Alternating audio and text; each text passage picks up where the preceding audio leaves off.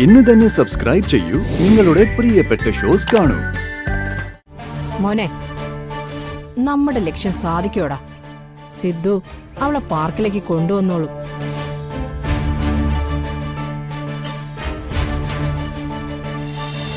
കല്യാണത്തിന് പോണെങ്കിലേ പുതിയ ഡ്രസ്സ് എടുക്കണ്ടേ? ബ്യൂട്ടി പാർലറിൽ പോയി ഫേസ് ഒക്കെ ഒന്ന് ഫേഷ്യൽ ചെയ്യണം, പെഡിക്യൂറും മാനിക്യൂറും ചെയ്യണം. കുടുംബത്തിലെ പെണ്ണുങ്ങളെല്ലാം വരുന്നതല്ലേ, കോലം കെട്ട് പോവാൻ പറ്റൂ? ഓ എന്റെ മഞ്ജു, ഇപ്പൊ ഈ 15,000 രൂപയൊന്നും എന്റെ കയ്യിലില്ല. നിനക്കറിയാലോ, ജോലിക്ക് കയറിയിട്ട് ദിവസങ്ങളിലേ ആയിട്ടുള്ളൂ. ശമ്പളം വാങ്ങണമെങ്കിൽ മാസം ഒന്ന് തികയണ്ടേ? അനീഷയുടെ ശമ്പളം വാങ്ങുന്നവരെ കല്യാണം മാറ്റി വെക്കാൻ പറ്റൂ? പിന്നെ പണത്തിന് പണം തന്നെ വേണ്ടേ? 15,000 രൂപ നിന്ന നിപ്പിൽ ഞാൻ എവിടെ ഉണ്ടായിക്കൊണ്ട് വരാനാ? ശമ്പളം വാങ്ങിയില്ലെങ്കിലും അഡ്വാൻസ് വാങ്ങാലോ. അഡ്വാൻസോ? ആ, കുറച്ചു രൂപ അഡ്വാൻസ് ആയിട്ട് ഓഫീസിൽ ചോദിക്കണം. അല്ല, ഓഫീസിൽ എന്തിനാ ചോദിക്കുന്നത്? അഭിഷേകിനോട് ചോദിച്ചാ പോരെ? ഏയ്, അതൊന്നും ശരിയാവില്ല. അതെന്താ ശരിയാവാത്തത്? എടി, ജോലിക്ക് കയറി ഉടനെ ശമ്പളം മുൻകൂറായി ചോദിക്കാന്ന് വെച്ചാലേ അത് മോശമാ മഞ്ജു. മാത്രമല്ല അത് നാണക്കേടാ. എന്ത് നാണക്കേട്? നാണക്കേട് വിചാരിച്ചിരുന്ന കാര്യം നടക്കോ? അതെ, നിങ്ങളുടെ സംസാരമൊക്കെ ഞാൻ കേട്ടു. മഞ്ജു പറയുന്നതിൽ ഒരു തെറ്റുമില്ല. അഭിഷേകിനോട് ചോദിച്ച അഡ്വാൻസ് വാങ്ങുന്നതില് എന്തിനാ അനീഷെ മാനക്കേട് വിചാരിക്കുന്നത്?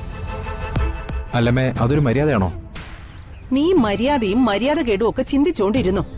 നിനക്ക് അഭിഷേകിനോട് സംസാരിക്കാൻ മടിയാണെങ്കിലേ നീ സംസാരിക്കണ്ട. അഞ്ജിതയെ വിളിച്ച് ഞാൻ സംസാരിച്ചോളാം. വേണ്ട വേണ്ട, ആരും എടുത്തിയടി ഒന്നും ചെയ്യണ്ട.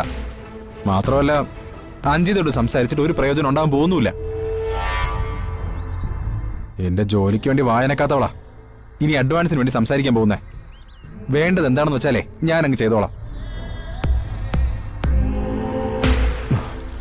പിടിക്ക്.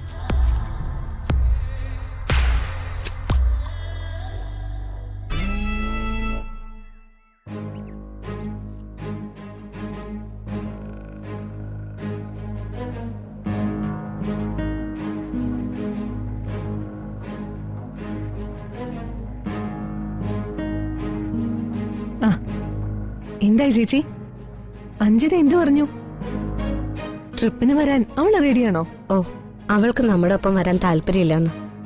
ഓ, രക്ഷപ്പെട്ടു. അതേതായാലും നന്നായി. അവൾ ഇങ്ങനൊരു സ്വഭാവക്കാരിയായി പോയല്ലോ. നമ്മള് സഹോദരിമാരാണ്, ഒരുമിച്ചൊരു യാത്ര പോകുന്നത് ഈ വീട്ടിലെ ടെൻഷനിൽ നിന്നൊക്കെ ഒരു റിലീഫ് ആയിരിക്കുന്നല്ല ഞാൻ അവളോട് പറഞ്ഞു. അപ്പൊ അവൾ എന്നോട് ഇങ്ങോട്ട് ചോദ്യം ചെയ്യാ. സ്വന്തം കുടുംബത്തിന് മുന്നിൽ നാണം കെട്ടപ്പോ ഈ സഹോദര സ്നേഹമൊന്നും കണ്ടില്ലല്ലോന്ന്.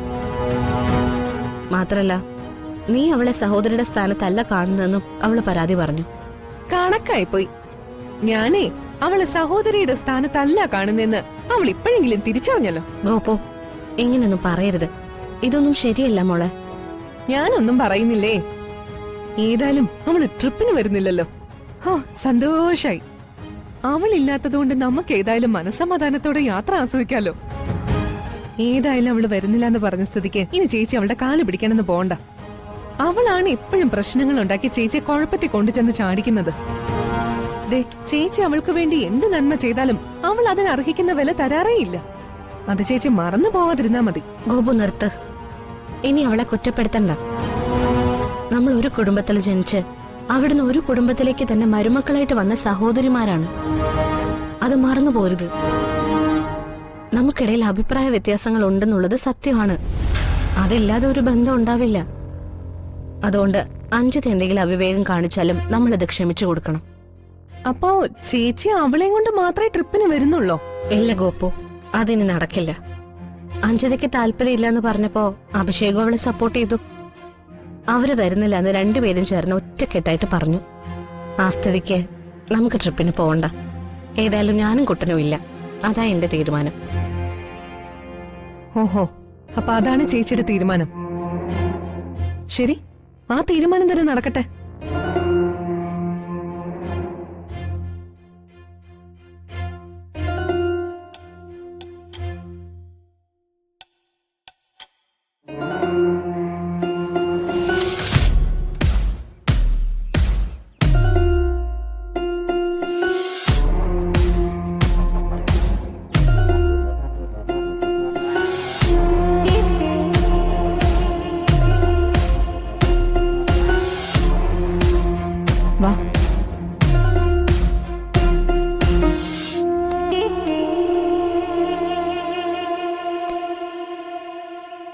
അഭിഷേകേ, മോനെ നീ എവിടെ പോവാ?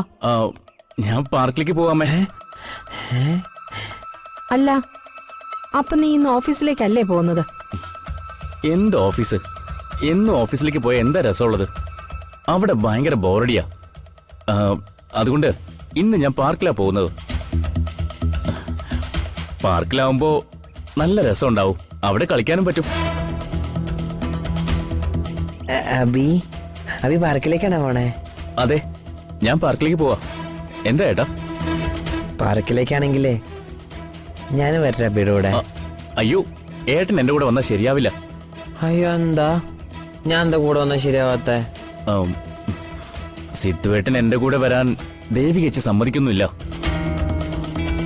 ദേവികയ്ക്ക് എന്നും സിദ്ധുവിനെ ആ ബോറടിക്കുന്ന ഓഫീസിലേക്ക് കൂട്ടിക്കൊണ്ടു പോണം, എന്നാലേ സമാധാനാവൂ.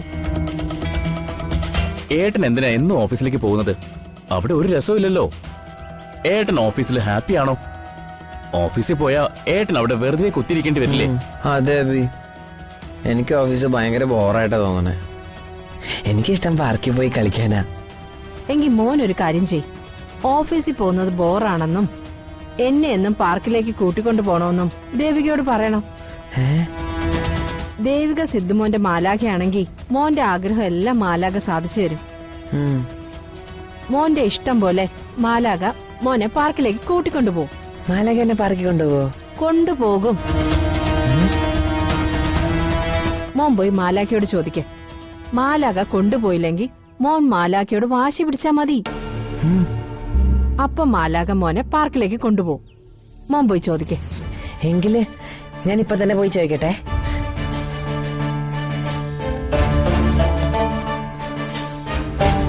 മോനെ, നമ്മുടെ ലക്ഷ്യം സാധിക്കോടാ. സിദ്ധു അവളെ പാർക്കിലേക്ക് കൊണ്ടുവന്നോളൂ.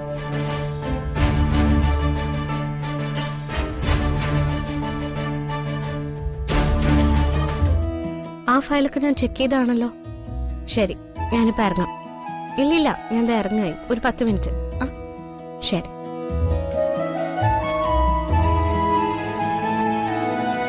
മാലാഖേ, ആ എത്തിയോ?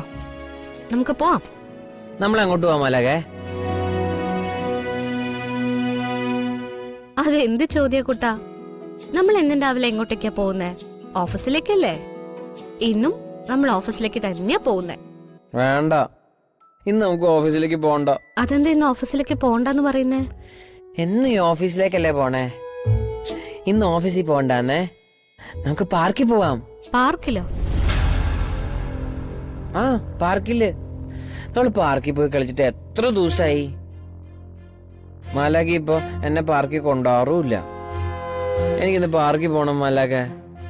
മാലാഖ എന്നെ പാർക്കിൽ കൊണ്ടുപോകും. എനിക്കിന്ന് ഓഫീസിൽ ഒത്തിരി ജോലിയുള്ളതാ, അതുകൊണ്ട് ഓഫീസിൽ പോയേ തീരൂ. പറ്റില്ല, ഇന്ന് ഓഫീസിൽ പോകണ്ട. ഇന്ന് ഓഫീസിൽ പോകണ്ടെന്നേ. എനിക്ക് ഓഫീസ് ഇഷ്ടമല്ല.